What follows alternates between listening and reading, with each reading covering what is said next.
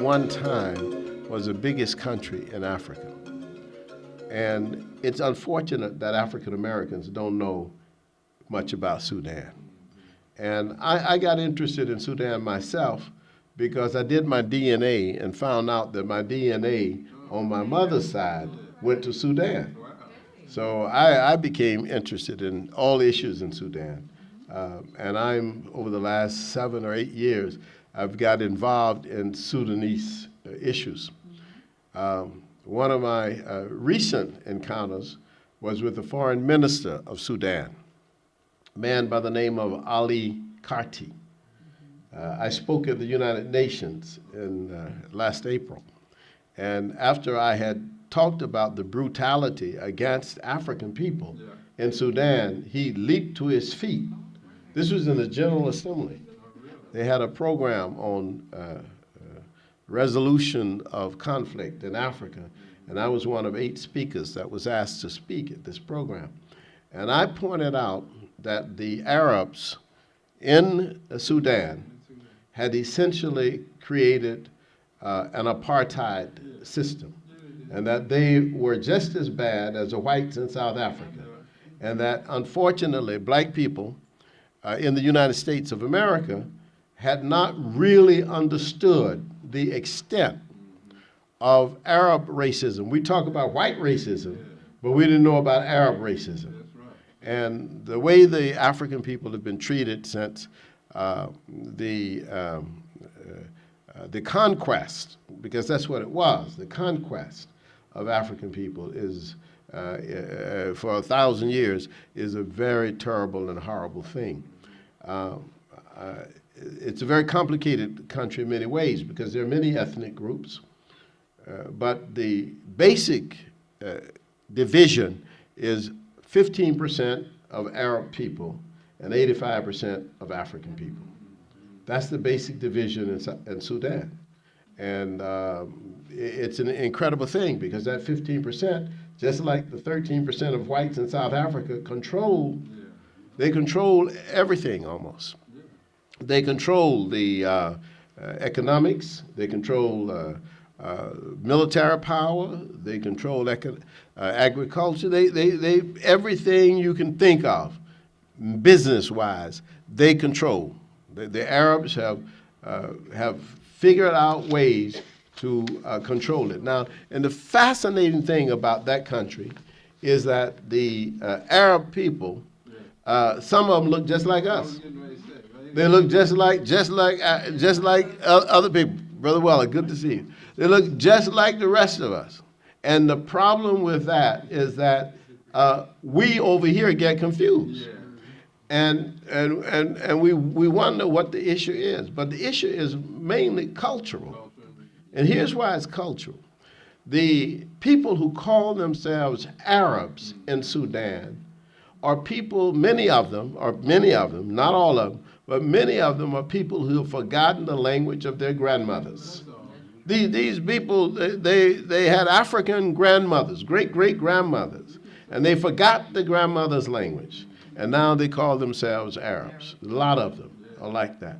Some of them, of course, have come from Saudi Arabia, and some of them have come from Yemen and other places. But the crux of the matter is a cultural problem. And we over here, I think, have been also confused by the fact that even the acceptance of Islam means sometimes among our brothers and sisters that we cannot fight against Arabs. We can't fight against Arab racism. And that's the issue, because you say, well, I'm a Muslim, so if I fight against Arab racism, I'm fighting against Islam. You see, they created a system. They created a real tight system that has structured the situation so it's that way. And we have to be very, very careful and very wise. I have a couple of brothers, Brother Michael Rashid and Brother Salahuddin Ali. And we've talked about this because this is an issue that the Muslim community in the United States has to take. The black Muslims in the United States, we got to take on the issue of what's happening in Africa right now, not just in Sudan, in Chad, in Mali, in the Central African Republic, in Nigeria. It is a struggle between Africans and the influence of the conqueror's culture. That's what we're fighting against. And I'm telling you, black people, we're in deep trouble if we don't understand that the battle in Darfur was not a battle that was simply a battle between religions, because the black people in Darfur are Muslims, and yet the Arab Muslims attacked the African Muslims in Darfur and displaced them, killed hundreds of thousands of them. So this is just like white Christians attacking black Christians. You see, it's a racial and cultural issue, and we've got to be very careful about that. So I'm very pleased that Brother Doot Tong has come.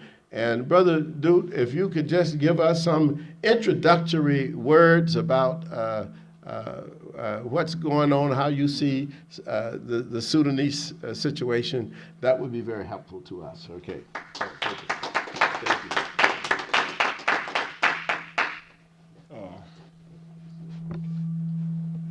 I think it's okay. Okay. Okay, thank you. Thank you very much.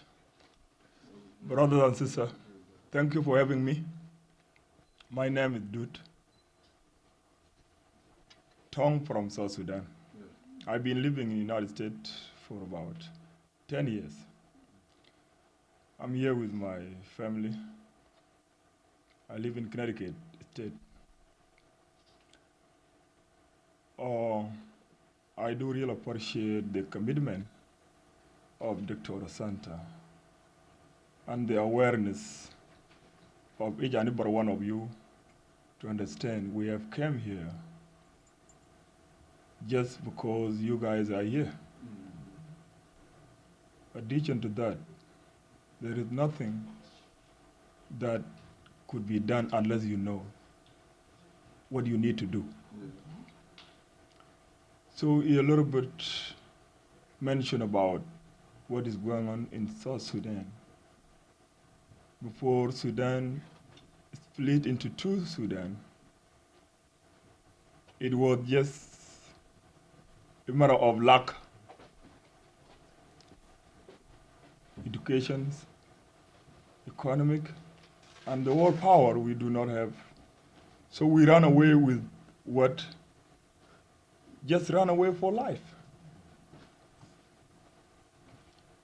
And now we have crises. We don't really know what is behind that, what the culture of Arab that we had learned during Sudan was all one, that we move with it. Absolutely, that could be one of it. But it will be solved. It will be solved because having your own country is great.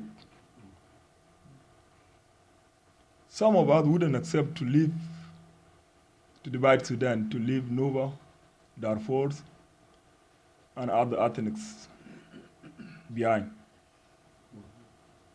But unfortunately, lack of everything, lack of unity, we suffer a lot. Yeah. But our leaders disappointed the whole world. We were so glad that to have our own country to show the world that we deserve it. And show our brothers who stood with us that we are capable. So guess what? We just feel so disappointed and so betrayed. But we ask God, and we ask each and every one to pray for our country, and also to give what we can, basically information about who we are and what we're really looking for and how we relate to each other and what could be done. I do really appreciate Dr. Asante. He's been working so hard about Africa. We call him as the person that can rescue Africa because of what he's been troubled a lot to Africa. He wrote a lot of books about Africa. Yeah. So, yeah, we in America, we cannot do anything unless we have unity among us, and we have to know that we are in need to unite ourselves and live in peace, here and there. Being here is an opportunity, very big opportunity for people that would need to live well and dedicate and educate themselves. Yes, some of us have got education, and they were willing to go back to South Sudan to help. But the system was not good. System is really need to be fixed.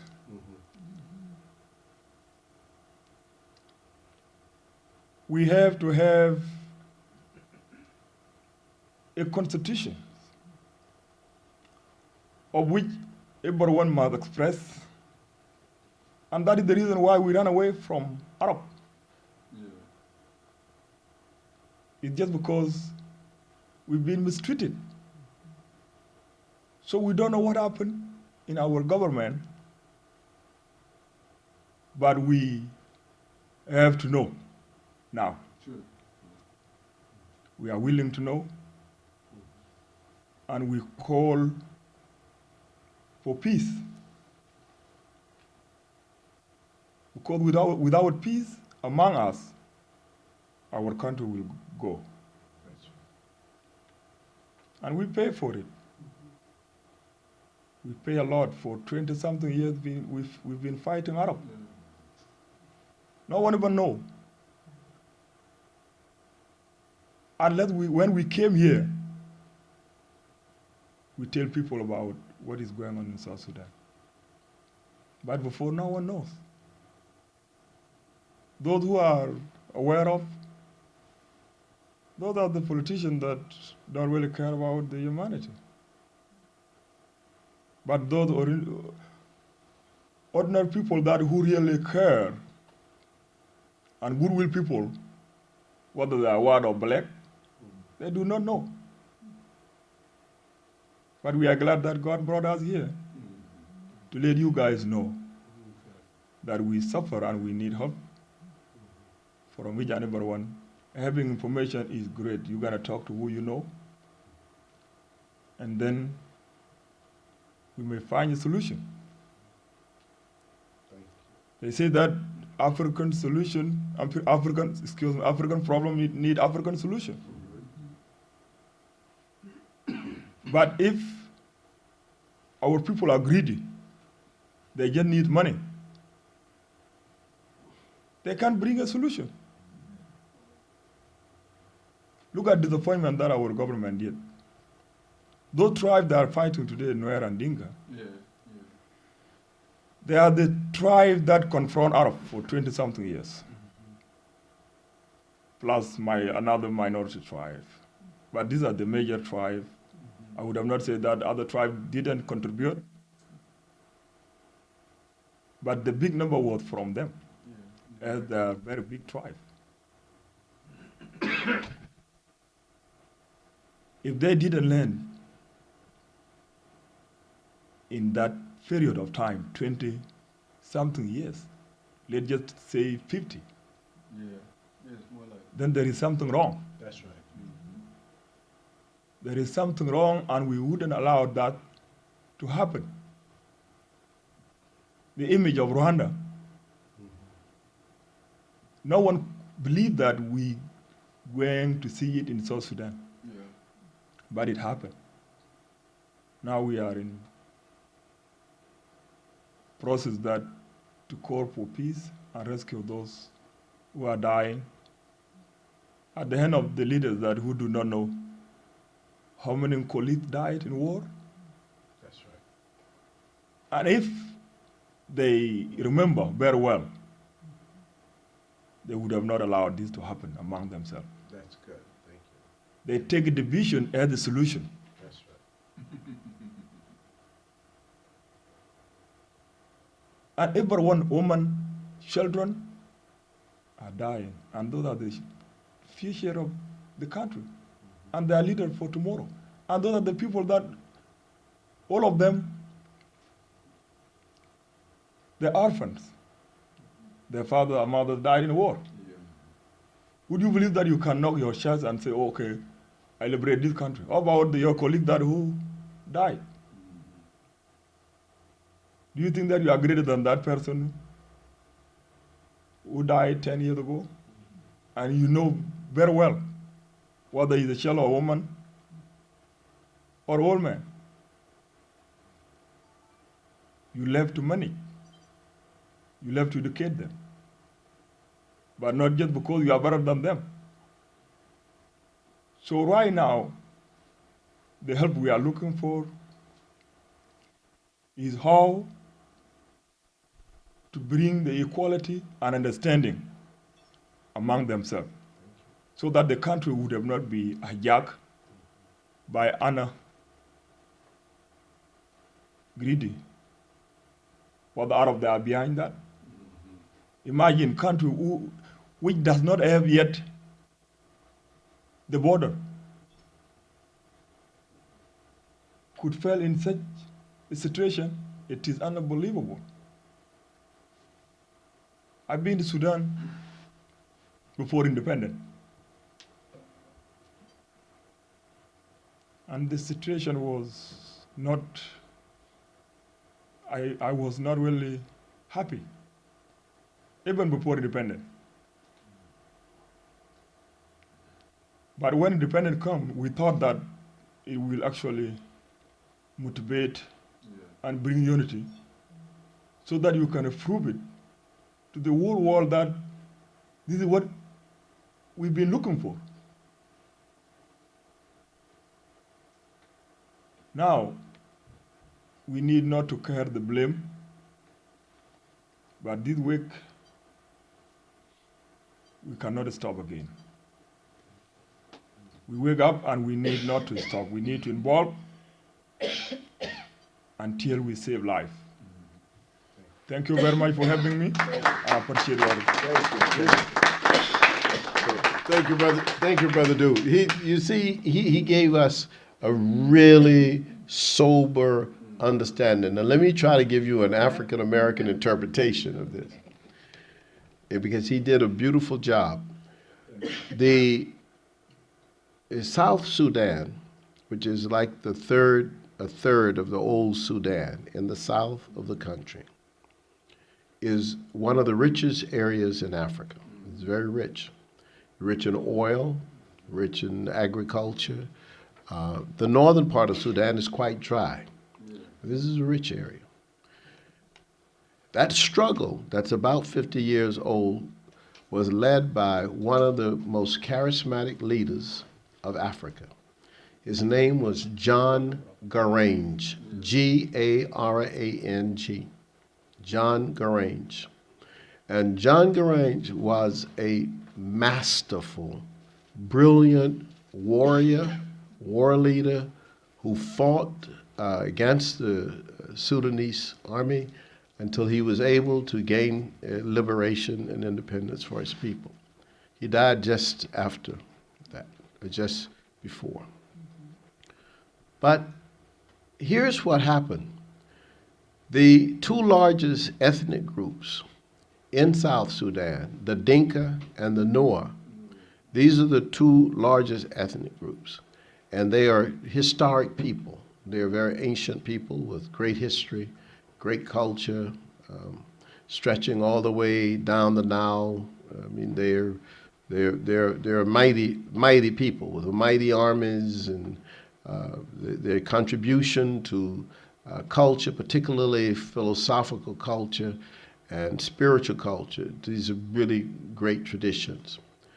But when they gained independence from Sudan, what they discovered was that the Sudanese Arabs did not ever want to let them be free. So the freedom was it's like, okay, you're free, but the first thing that the Arabs did when South Sudan became free was to move into the capital city, which was a city called Juba. They moved into Juba and they started buying up land. The Arabs, this is outside. It's just like if somehow,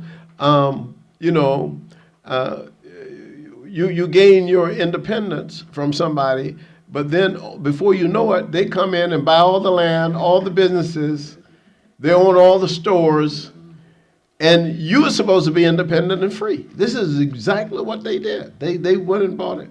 But they also did something else. They started agitation between the ethnic groups.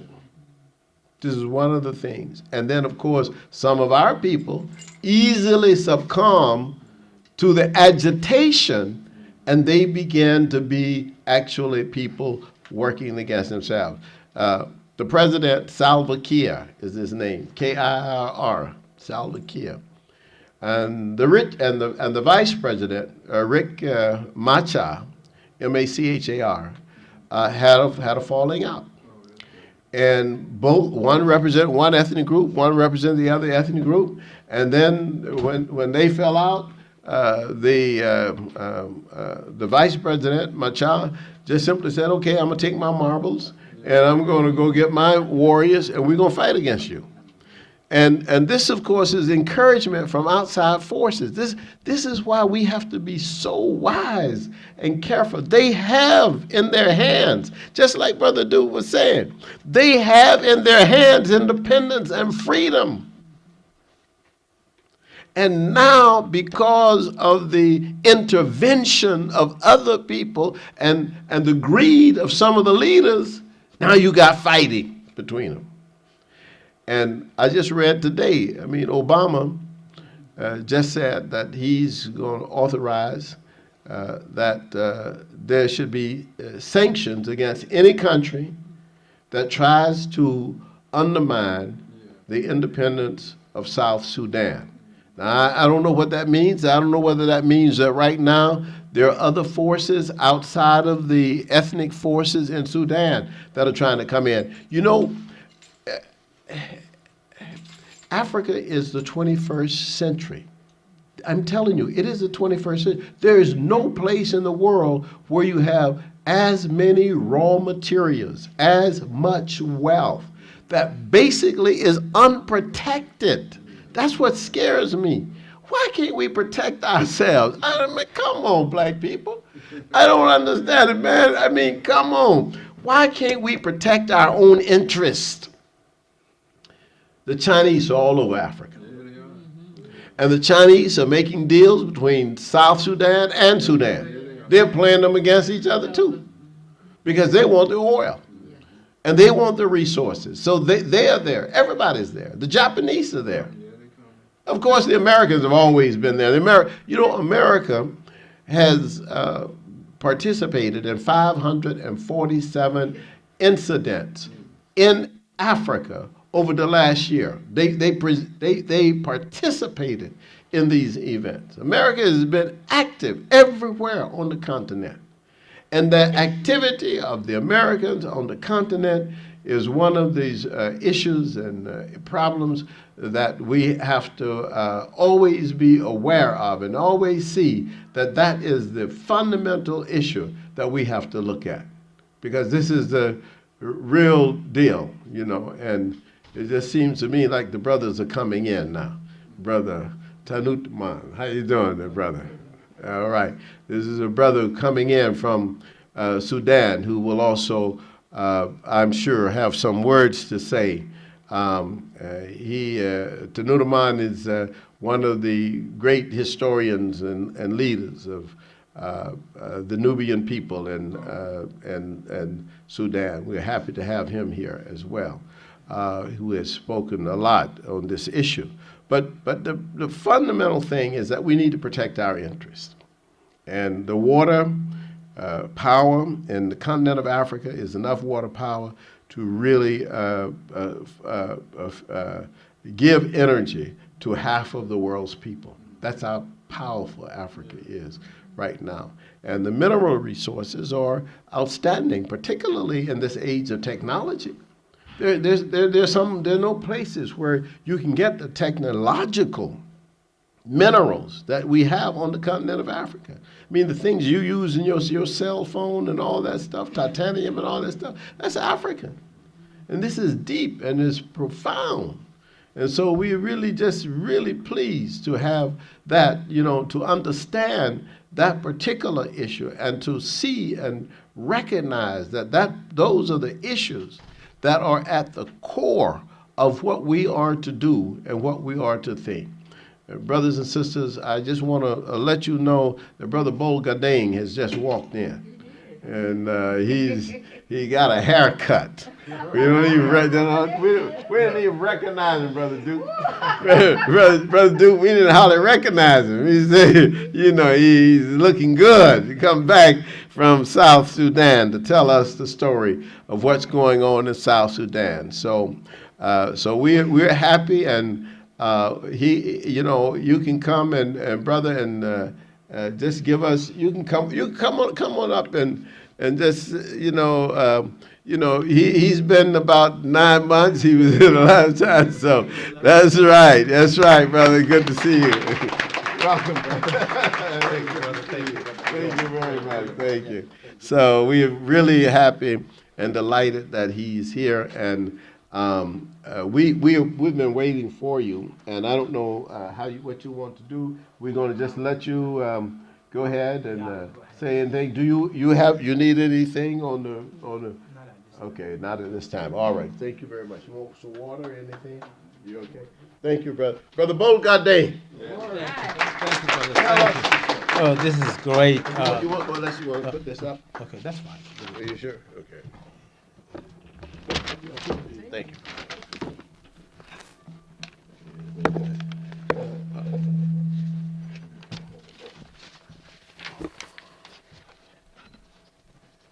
Yeah, thank you so much. Okay.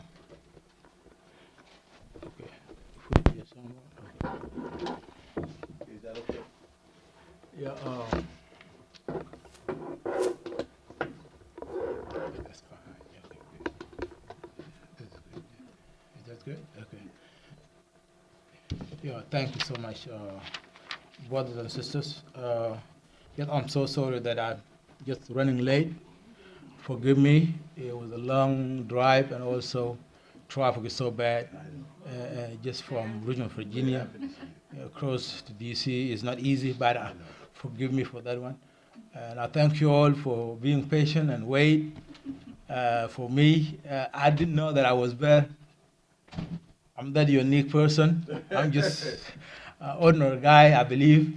So I thank you all. But I was given this chance by Dr. Asante. We need to thank him, our brother, who have been dedicated his life for the work of African people around the world and the continent. We have to give him a thanks. And also the First Lady, Anna Asante, as well. We have to give a hand to her, if she's around or not. And all the leaders of the institution as well, and the Africa think tank. I'm very grateful to be back from Africa. Also here to recognize my brother. He also come from Connecticut just to be here part of this. It took, I think, a long also bus ride to come here as well. He came early before me. Also, I'm here with brother Tanutamon right there. Also is one of the guys that come with me, and also my driver, Daniel, body still out there. He didn't come yet.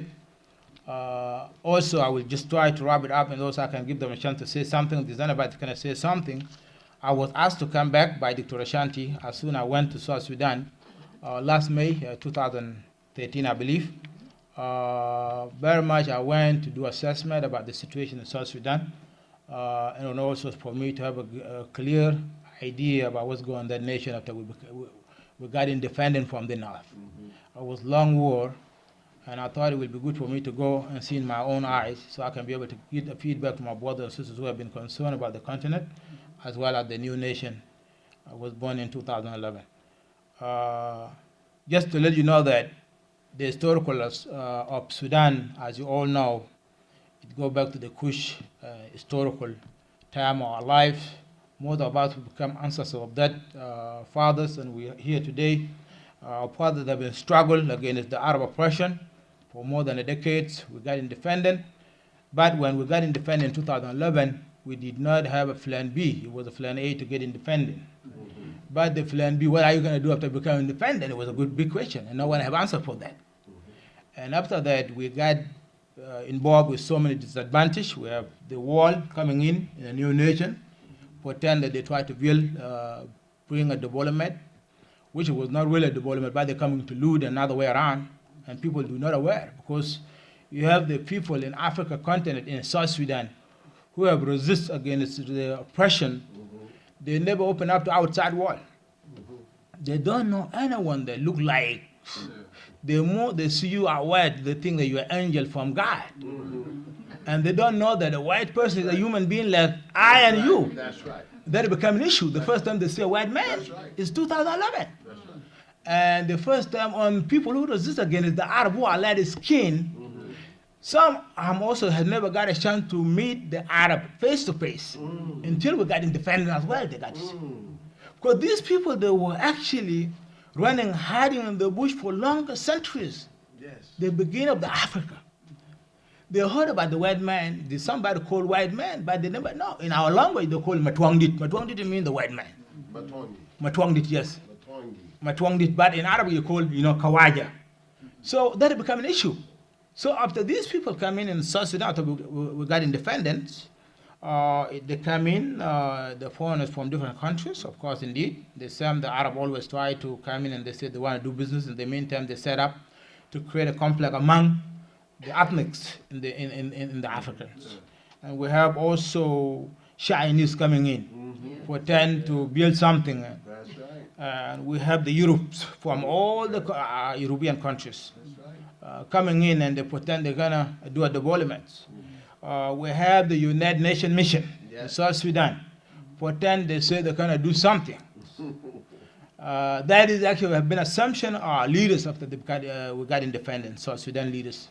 And all of them, they become so naive to those people who actually had different NGOs who coming into the South Sudan. And also our leaders, after we got independent, we have no plan B. Most of them, they thought, oh, I want to be rich. I want to get a big money. I want to have a big house. I want to send my kid outside of the country. I want to send them to Uganda. I want to send them to UK. And that became a problem. Every money that we get from all these donors, it go right away to the pocket of those leaders. And those leaders build houses in Uganda and Kenya and also in the United States and Australia and never focus on the country. And the same leaders who actually got so much money, who have no concern for their society or their citizens, and those leaders as well become having an issue among themselves. Some of them also, they believe that, well, the revolution was ours, and now the man who actually took in the leadership was a man that took it over for Jongarang Da. So they become a problem among themselves, and then they divide the leadership among the tribes. Oh, you know what? It was the president tribe among the vice president tribes. And actually, it was a chance for those, the foreigners who were there in the continent to take advantage and use that as a way to divide the community. And the United Nations right away move on and say, this is my chance. And actually, they pick up the information and say the war in South Sudan is between the Nuer and Denka. And then they pick up the information and they took the outside wall, and Denka are killing all the minority tribes in South Sudan, which was not at all true. That became an issue, and that was picked up by the United Nations mission, and it was picked up by human rights, and that would become a problem. And there was a coup, was described as a coup in South Sudan also. We did not get evidence from the president how coup was planned. That's something we have also was questionable to the president, but it was not answered for that. And then sooner or later we realized the youth that was supposed to go to school, they have been used to go to war, to fight. so they can fight to defend different tribes. And then the Arabs, who actually want to land because they know that the South Sudan got away and the border was not drawn. And also they want to delay it because they want to create a confusion among the South Sudan so they can kill themselves in order for them to take the land back to the north. And actually, the northern Sudanese who are very much with Arab agenda and the pan-Arabism, Islamism, and those that try to take Africa another way around, plan to send a young man to the South Sudan. All the young men, about 5,000 young boys, have been sent with no girlfriend, with no woman to go and intermarry with the African girls who have no food to eat. And they went to become a business. They went and actually settled, and they made a connect with the governor who is so weak, because the government actually want money. He thought if these Arab young men can come, they can actually develop the country. And then they give them a chance.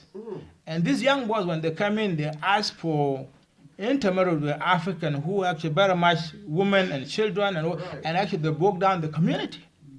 And they brought in the culture who are so different than our culture.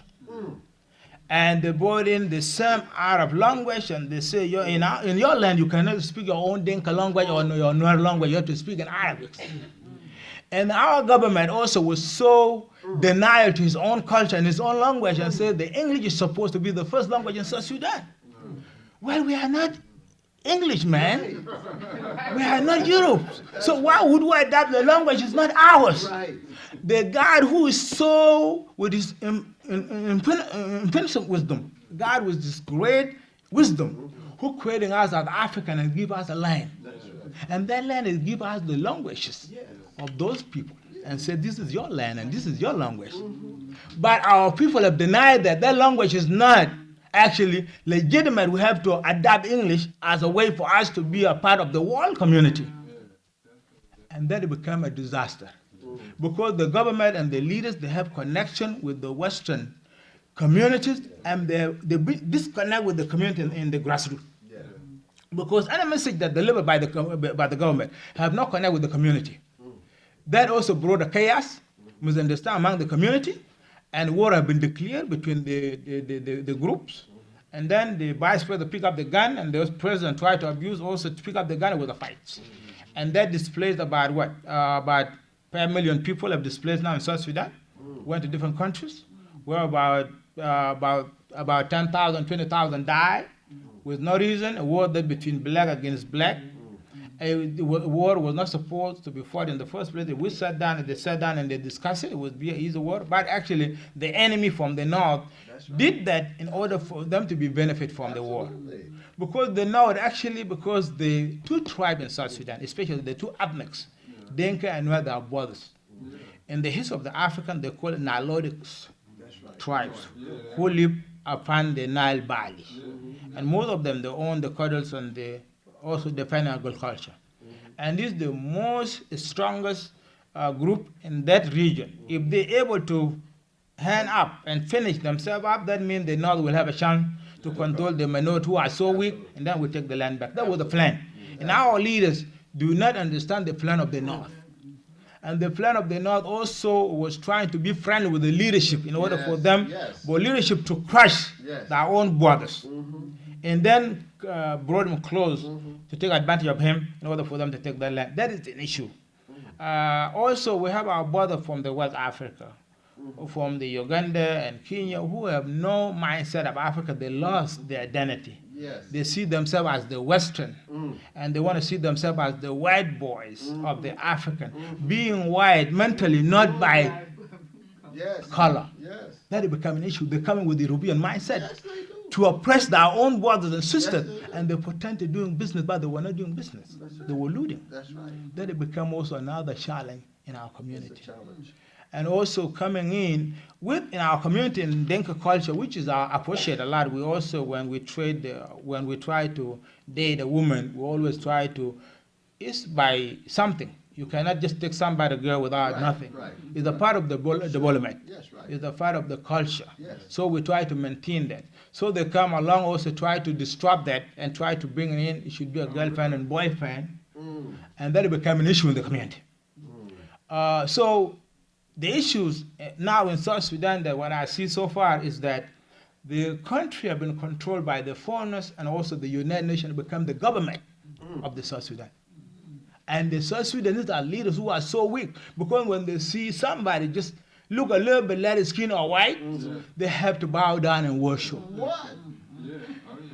The governor of the state, if there's somebody here in jail in Philadelphia, whatever you call it, and 11 went to Africa just for some, you go there and you receive by thousands of people.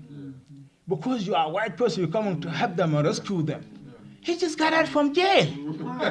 In service, and was sent to Africa just to serve his time there, but he became a king of Africa, going forward and coming back rich. That's what is going on in Africa. And our brothers who are governors, they're coming with NADA and the ambulance and all this to receive him and welcome him and bring this group to Singapore. I said, guys, do you understand what these people are?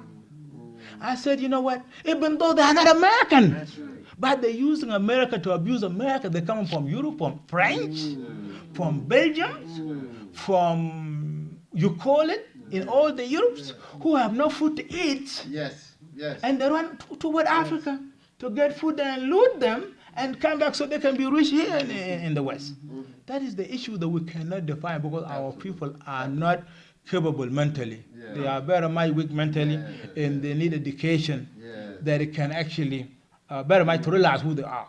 That is the issue. Our government is supposed to educate the community, and he never done that after we got independent. So our community also lack education. Education system in South Sudan, they denied our own language and they're promoting English and Arabic. Our grandfather, they fought against the Arab culture, Arab language, in order to maintain that culture.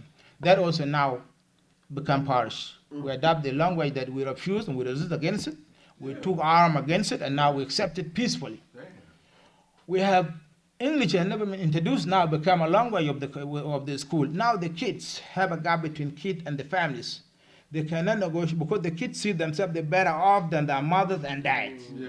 So now there's a disconnection between the kids and the woman. And now those kids, when they come home, they don't speak to them. They speak to their mother in English, and their mother never heard English before. Now, after mother answers something, say, "My son, can you speak in Denka or maybe in?" They say, "No, you don't know nothing. You are primitive. I cannot associate with you." That it became depression in the South, and it became a gap between the young generation and the old generation. Now, our new nation is creating a new generation who become a new face of the colonization, a new era that is going to eliminate the black one. If you are a black one in South Sudan, you are not desirable to get a girlfriend or get a boyfriend because you're black. You got at least to trade your skin to get another light skinned person in order at least to give up that dark skin. That became an issue in our culture. Now, today, it was not there back then.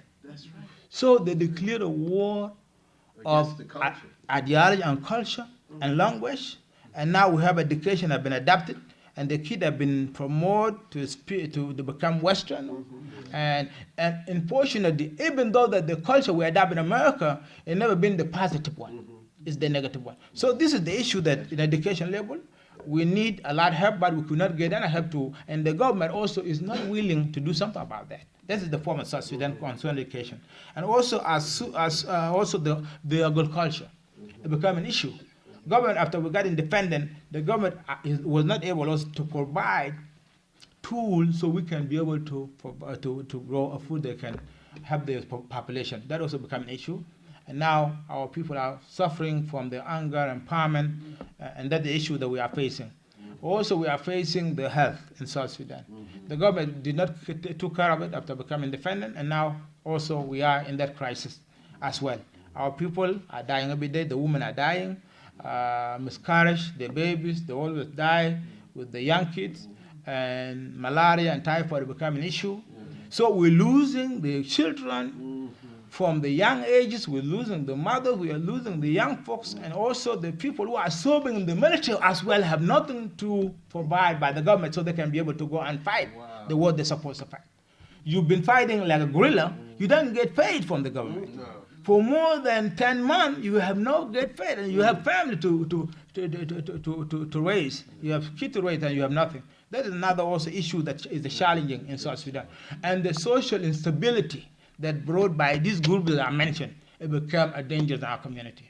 We are very concerned that for another 5 years to 10 months, if there's nothing could be done, South Sudan is going to be falling in Europe culture or maybe in Arab culture. Maybe it's going to be in actually taken back by the North to the North again, because there's no border now have been drawn. And the people who were supposed to protect our nation now, they already died. They have died among them. They fought a war they should not fight, and now they die.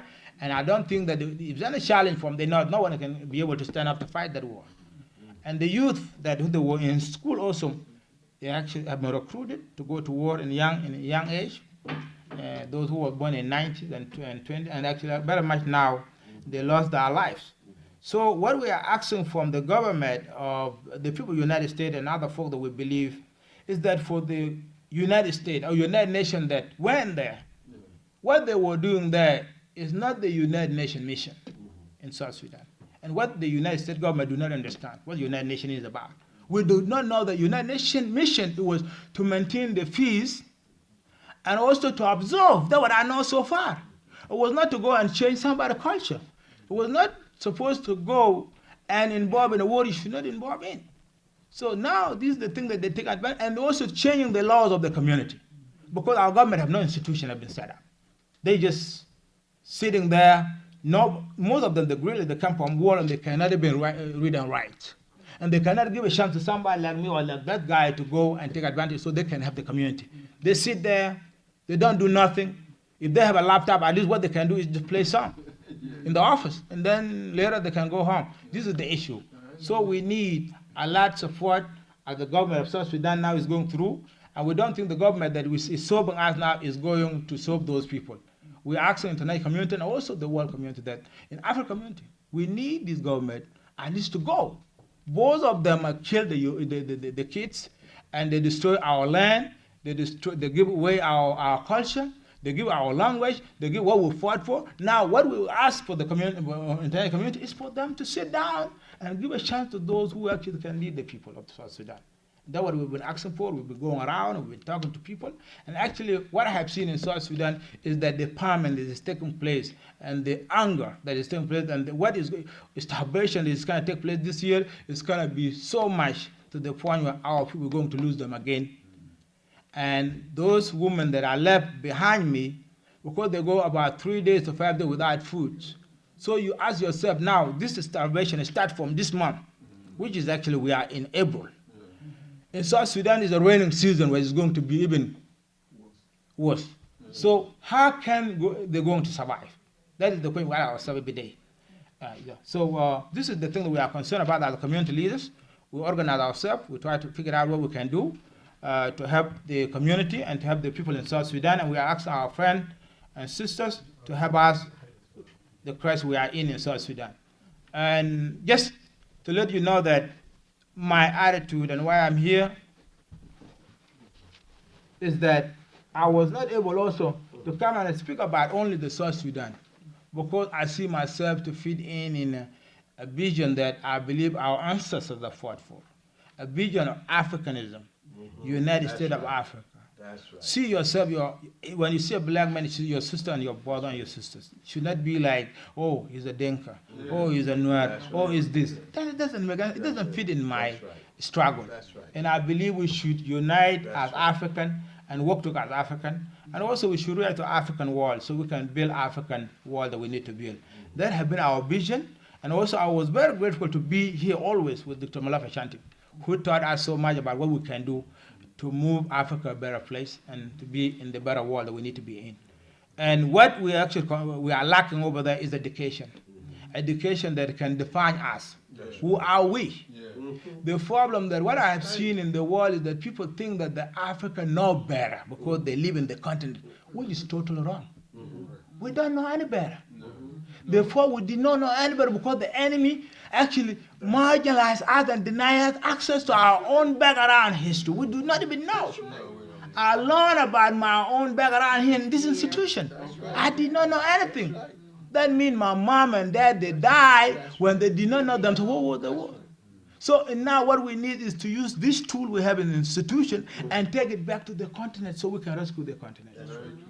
But the people thought that, oh, Africans, they know better, they can fight, they can get along, but we cannot because we have no ideal or concept or maybe national that can unite us. And what we can do is for us to adapt this system so we can define ourselves. Are we Dinka? Are we Africans? Now if you see a Dinka man or maybe other African, no, I'm not an African. Because some people like me, they see dark skin, like, oh, I'm an Arab because I speak Arabic. You know, I'm Arab because I'm Muslim. Being Muslim, you are not Arabs. You're just Muslim African. Okay? And you are indeed African Christian, but you are not European man. You are not a white man. Being William, it doesn't make me I'm a William because I'm a white man. No. My name is, I'm a Christian adapted, something that is a faith that I adapted. That could control me and I adapt that system or maybe that faith so you can at least to maintain myself, but that doesn't mean I'm a white man. But the people in African community, as long as they become Muslim, they think, oh, they're Arabs. Because they own Muslim name, my name is Muhammad, Khalid, and that's it. That is wrong. So we need to come to the clarification, we are not those people. And as long as we adapt that system, they don't even respect us. So that's why we're trying to get back and try to educate our people. But it's dangerous when somebody like me know better, and and our brothers do not know anything. That's right. So how can I reach out to them? Who can give me that to reach out to them? Who can give me that knowledge? I discovered Molefi Kete Asante Institute, but they did not discover anything, and they live in America now. A brother like this come from Connecticut, and the first time to come to this institution, and he can go and take it back. So we are asking Molefi Kete Asante Institute to help our community, to train our leaders, to come to this consciousness that African struggle, African vision, the United States of Africa, and also to know that the world is ours. We could fit in, we can do better as well. We always expect, oh, the United States can do better, the China can do better, but we cannot do better, why not? We can do better too. But we need to unite and have a good understanding. 2 years ago, I used to run away from a black man in America. When I was here a couple of years ago, I used to be told that, oh, if you see these young African American kids, they will kill you. Don't be close to them. Guess what? 5 years later, I have a young African American brother. He had been a brother until this day. He never killed me, he never done anything to me. But I was told by all these folks. So I just want to thank you so much for this, because I have not enough time. I have to stand here, and I have my brothers there. They can share something as well. And just, if any question, I will take those questions. Okay, what we wanted to do too, is that, you're going to go ahead and ask your question, is before we start asking a lot of questions, we have Brother Tanutamon, to say something. Yep. Go ahead and ask your question. I just want to ask, sometimes we say 20 years of struggle, and sometimes we say 50.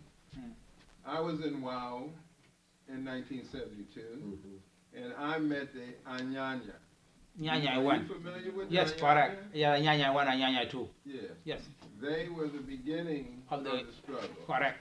And would you just talk about them for a minute and how they fit into where we are now Correct. in South Sudan? Wonderful. Actually, Anyanya, that's great. He was a great question. I was there. Actually, Anyanya was a snake poison, I think. Correct. That's the name of it in that language. It's called Anyanya in Dinka. Anyanya was formed in 1956 after the Sudan was actually colonized by British and then also Arabs. Oh, okay. And then when the British give the land to the Arabs, immigrant, and to rule the country, the Anyanya started right away Oh, okay. from the South Sudanese. Yeah. Most of our ancestors who stood up against that. Before Anyanya, there were also people who stood up to show the struggle when the slavery, actually they're coming in and loot African and take them away. There were also people who stood in 1800s. It go back to this, the ancestors of this young man who's sitting here actually. That's right. His grandfather one time was actually asked by a British man to give up some slave to him, but he refused and said, I cannot give you anybody. You will either take my life away. And then it was actually punished to look up in the sun, from sun up down to sun up. I mean, it was told that to look up in the sun. And he did for the sake of his community. And he became blind. Of course. And when the British folks saw this man, he was so determined, they gave up a slave and won the case. and actually go back to ancestors of this young man called Dud Mariao. He's come from Connecticut today. So we have that background before, and that would inspire the SPLA and Nyanya to stand up after that. That was, go back to that historical background. And also, the Nyanya stood up and they fought against the North. But also, there was a peace was signed in 1972 that actually make Anyanya give up the fight because the Northern deceived them to sign the peace and said, you know what, they should integrate the army from the South and the North together. And then they will give them the rights. When they come in to the peace in 1972 in Addis Ababa, actually nothing had been given to them. Everything had been promised to them was never given to them. So Anyanya started again in 1983. That what brought this nation now, South Sudan. So, and then we stood, this Anyanya actually was well organized, better than Anyanya one. This one was all organized by Dr. Jongarang. It was organized by him, and actually has African collaboration from the Ethiopia, from other countries to support him. And that actually brought about the new nation now. So that's how Anyanya began in 1956, yes, correct. And those people, they're still alive today, but they're kind of getting a little bit old, and they let the youth took it over. Now, after we got independent, now we thought maybe we can have a better nation, but the people actually left now. They were the coward, they were naive in the war they did, and our heroes have died. And most of the cowards were able to survive. And then they took advantage of the new nation. That's right. And now they are the one messing up the nation. That's right. And all the heroes died. No one left. So now we are falling back to the square zero again. To maybe we do a Nyanya 3, whatever you may call it. We don't know yet. So this is actually what is the problem. Yes, correct. You are right. Thank you that very point. much. Okay, we're going to have Tanutamon, my brother from Nubia, to say a few words, and then after him we have some questions. And that. Thank you, brother.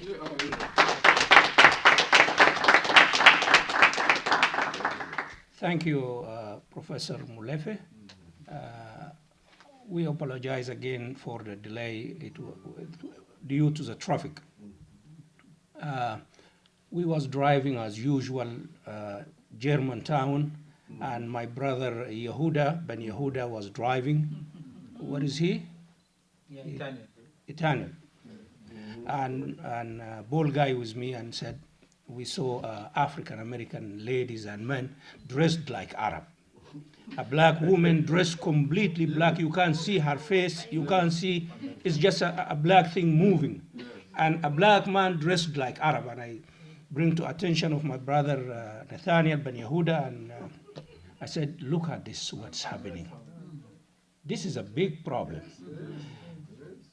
I believe our struggle, African struggle in the continent and outside of the continent, started far back, the time of collapse of Kemet. Yes. And it will continue until we all centered in our culture. And this is not happening now, and this needs a lot of effort. And we are, and myself, I'm glad to be part of this institution, and really I honored to come to know Professor Molefi Asante, I believe in 2007 or 2008 in Richmond, Virginia. Brother Ball Guy DENG introduced me to Professor Molefi Asante and Dr. Jeremiah Wright. That was the first time. Yes. So what is happening in South Sudan, it is, you all know, but we in Africa, we see the things slightly different. We may add it to your vision. You see, when there's a problem in Africa, you see there's always European there. That's true. That's That's right. true. But we see it slightly different. We see it slightly different. But who do the dirty war there to make the African fight each other? It's Arab intelligence and Arab petrodollar, Arab money is there. Yes, it is. Look what happens in Central Africa, Republic of Central Africa. They're using the religion to kill the African, have to wipe off themselves as the Muslims and as the Christian. And if you bring Muslims and Christian, you can see, you can tell the difference. So it's really, as my young brother Bol Gaideng says, This is a problem of mindset and mentality. In Africa, he said, and I said this before in Temple University and in other university, in Howard University and Virginia Commonwealth University. In Africa, yes, we are blacks, we are African. I grew up all my life in Africa. But we are not centered in African culture. That's right. That's right. Our education is totally European and Arab. Yes. We don't see African culture. We don't see, until I graduate from high school, in the subject of history, they talk about Greeks history, Roman history, and 75% about African history. How the Muslims, they came to civilize Africa. That's right. How the Muslims, they captured North Africa, and the killing and enslavement, they translate it to civilize the primitive Africans, and to teach African the religion, how to worship a God. Well, brothers and sisters, people in Africa, they have no way, they don't have any other access. When I came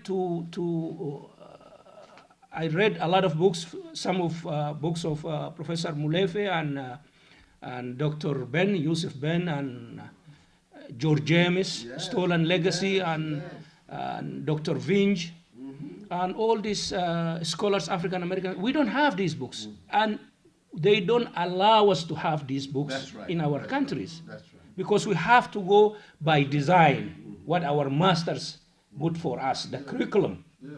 So it's a big struggle, my brothers and sisters. And together, we can help Africans in Africa, in the continent. And this institution, we believe, strongly I believe, and my brother Bolgai Deng, this is a standing point, this is a starting point. And we can do difference. And really, I consider myself a very lucky person to see Professor Asante alive, and I did a lot of some work with him, and he let me to speak to his students, PhD students even, and really I'm honored. And this is our place, this is our home. From here, we will liberate Africa mentally. We will liberate the African, and we will center the African in their culture from this right place. I'm so proud about this place, and I'm so proud to know Professor Molefi Asante. Thank you very much. I don't want to carry on, because if I start speaking, I will not stop. Thank you very much. Thank you. Thank you, Professor. Thank you. Okay. So, wow, man, these guys, I love them. They got it. They understand what the message is. That's what the message is. That we are basically been educated away from ourselves, our own culture. I call it the deification of Europe, the making of Europe a deity, making Europe divine, and the demonization of Africa, making Africa the devil. That's the whole process. That's the whole process. So we deify Europe, or we deify the Arabs, and we make Africa a demon. Primitive, negative, without God, the ones who gave God to the world in the first place. Ra, Atum, Amen, Kepra, Ptah, Africa. Long before Allah or Jehovah or any of those names. We were the very first, at the very beginning of time. Africans did this.